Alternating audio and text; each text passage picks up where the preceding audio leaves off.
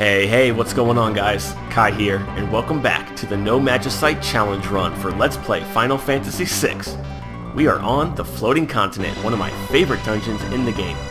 I like how we have the clouds and the world moving beneath us to make it feel like we're actually on a floating island. Nice attention to detail game. And we have some pretty kick-ass music, totally fit for the final battle between the Returners and the Empire. And we also have Shadow, which is always a good thing. Seems a little bit ironic, don't you think? It's like rain on your wedding day.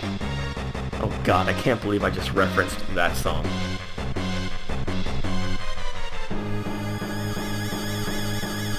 Anyways, Shadow joins the party, alright, so we need to give him some stuff, because he comes with no stuff. Personally, I like to give him the Assassin to boost his speed and magic power. Green Berets and Gaia Gears are also pretty important on everybody. As you can see here, I have them on as many people as I can, except Terra. I think the Mystery Veil is fine for her. Also with Strago, I want to give him the Mithril Rod to boost his magic power. Even though a lot of the enemies here are weak to lightning, he's not going to be attacking very much. And Shadow is going to be the Sprint Shoe slut for this dungeon. And we're going to give him the Hero Ring to boost the damage of his Shurikens and the damage of his Elemental Scrolls, because those are magic-based attacks. Gaia Gears absorb Earth Elemental attacks, and that'll be very useful here, as you'll see soon enough. Alright, new enemy, Apocryphos. When they're alone like this, they're going to start using a lot of blue magics, namely the level 3, 4, and 5 attacks. So if you didn't learn them earlier with Strago like I did, you can do so here. Wow, he's alive. But yeah, this guy, pretty easy. And if you are using Magicite, by the way, you want to give Bismarck to Shadow to start working on his strength. What the? A dead end? Not so fast. Yeah, one of the gimmicks here is you have all these hidden passages hidden behind these walls. Alright, two more enemies. Brainpans and Misfits. This is actually a really good battle. Oh god. Yeah, those flying Buddha heads can use Smirk, which will cast the stop status on your party members. And I actually want to kill all the enemies except one of those guys. So let's see here. Okay. And we're just going to have Terra snipe the other enemy down here. So when Brainpans are left alone, they can use a new ability that Strago can learn. Die already. And I need everybody to have over 1,000 HP for this. Some of you may already know what's coming. Some of you may not. There we go, Blowfish. It always deals a fixed amount of 1,000 damage, and it's unblockable. Just like 1,000 Needles that Cactars use, and just like Blowfish in Final Fantasy V. But yeah, those guys, weak to fire. The only downside to Blowfish is that it costs, like, is it 50 or 60?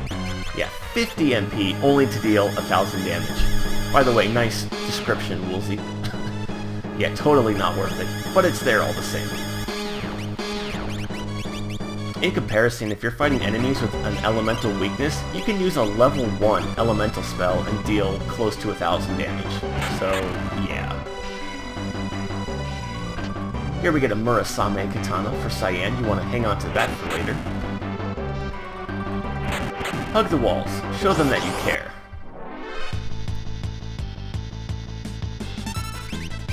And you know what? He's going to counter, but whatever. Yeah, there are a lot of new enemies in this place, guys, and a lot of them are pretty tough. Which is one reason why I would recommend getting your characters up to level 30 before coming here, if you're new to the game, just to have that extra HP buffer. But I think I'll be okay. And before opening this box, I would highly recommend you equip Phantom and summon him in a battle before opening this box. That way everybody has Vanish. Because we have a Mimic. And it's the Gigantos enemy. This enemy is very deadly because he gets 3 attacks per round, and if you're in the front row, it deals about 800 damage. He also counterattacks with Throat Jab, although if you're invisible, he can't touch you. Luckily, you can go with level 5 Doom and kill him instantly. Hooray for abusive battle mechanics! Got a couple level ups and a hardened dagger. It's a weapon for Shadow, but it's not very good. Oh, shit. Meant to go to her magic menu. Alright, moving on. Uh-oh, teleporter pads. My favorite. Not as bad as warp tiles, but they're close. We also have floor switches to deal with.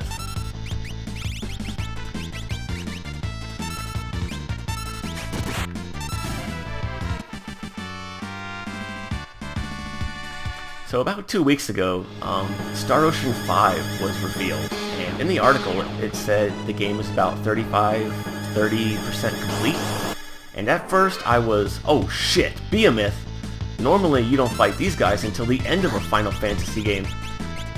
Anyways, they have about 5,000 HP, they're weak to ice, and you can use level 4 Flare to deal massive damage. That's the way to go. Unfortunately, they do counterattack with Takedown, and that again deals about 700 damage if you're in the front row. So these guys are pretty nasty. If you're lucky though, they can drop X potions after battle.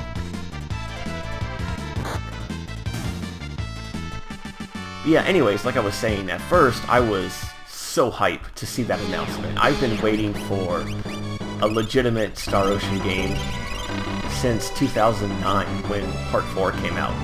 And now that it's finally coming, I'm not so sure about it.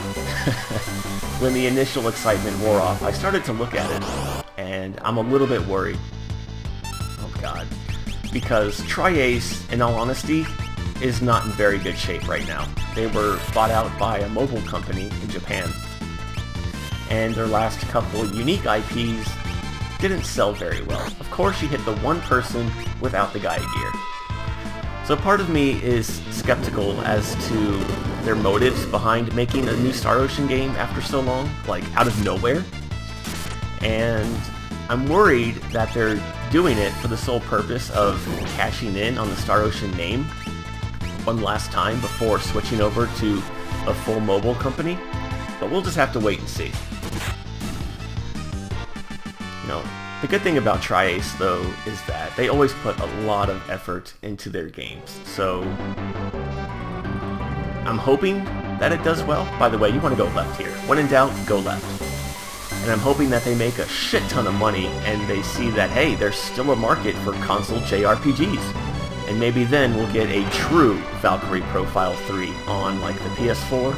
Oh, man.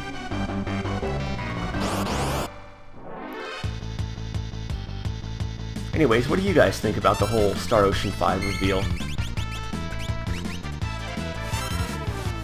Yeah, no wait, you're good, you're good. I forgot they hadn't taken any damage yet. We're gonna bust out a Whirlwind here. Such an overpowered heal, especially in a no Magicite playthrough.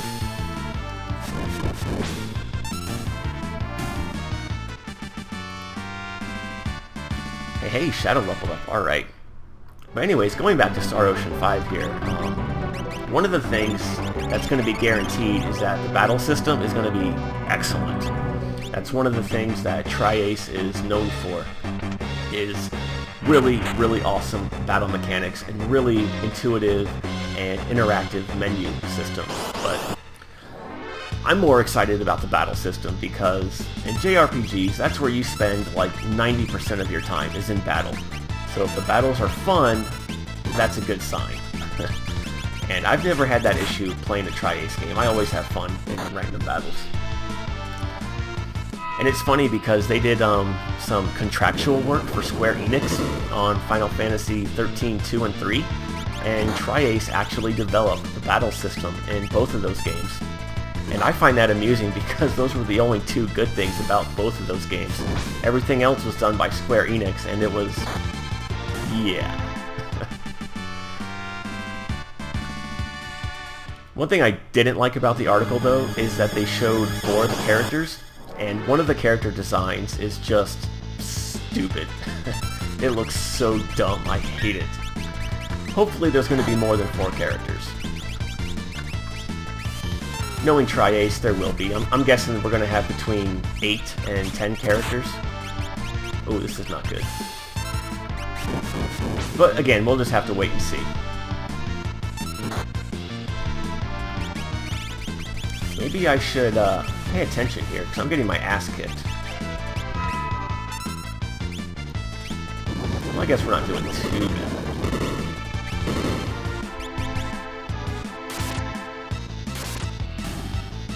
Wow, no Wind Slash. Come on, Cyan.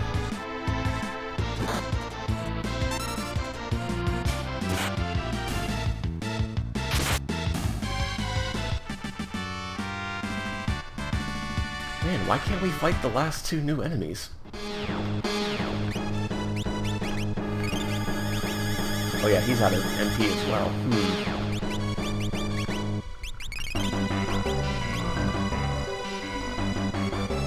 Let's see, let's go down here now that we hit the floor switch.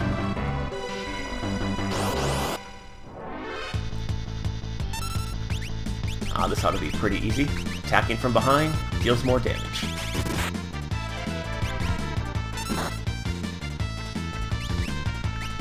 In fact, this might kill him. What? Do I have Scan? Not on Terra. Maybe they have more. Never mind. I was gonna say, maybe they have closer to 6,000 HP. I really am used to just using an Ice 2 and killing them in one hit.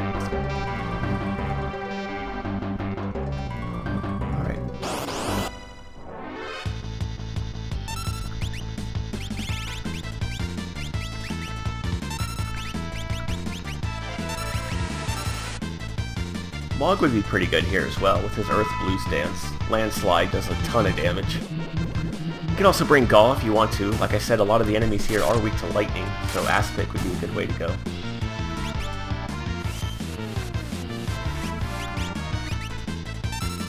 But I like this party.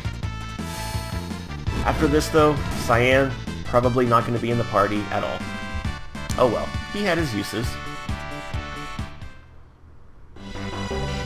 Let's go to the right now.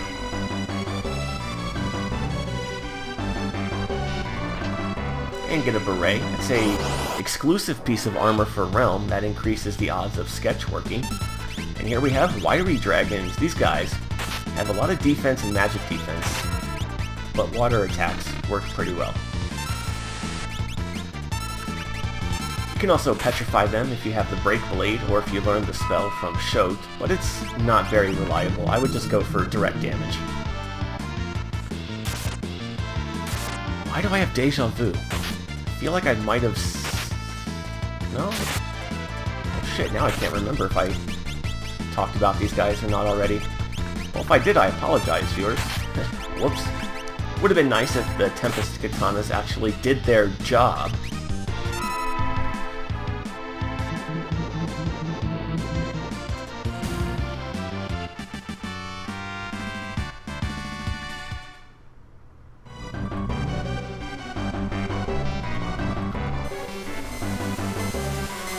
And down here we have a save point. Awesome.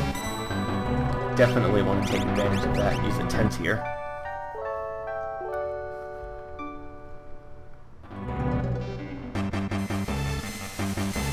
Beam me up, Scotty. There we go. There's the other new enemy, the Dragon. Best way to deal with this guy is Bolt 2. However, I don't have Bolt 2. So I'm probably going to get counterattacked a lot. You can use Sneeze to remove your characters from battle.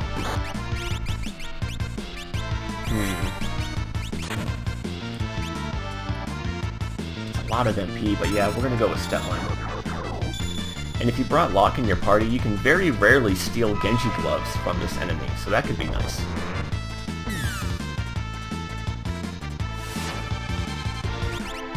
Man, he's still going. I love that enemy model. It looks so cool. There we go. And you get 5 magic points, not bad. Alright, now that I think we've seen all the new enemies here, I'm going to start cutting out random battles. Now that we're at the end of the dungeon, absolutely. Down here is the airship, and you can jump down here if you want to, but be warned that if you come back, it's going to put you back at the beginning of the dungeon for some reason, and you're going to have to walk all the way back here. But if you're having trouble and you want to restock on supplies, this would be a good time to do it. Or if you have any unfinished business down below, you could do that now as well. And if you're playing on the Super Nintendo or the PlayStation, this is your last chance to learn the water dance for Mog. So if you care about that, make sure you do it now if you haven't already done that. No? Okay, let's continue on.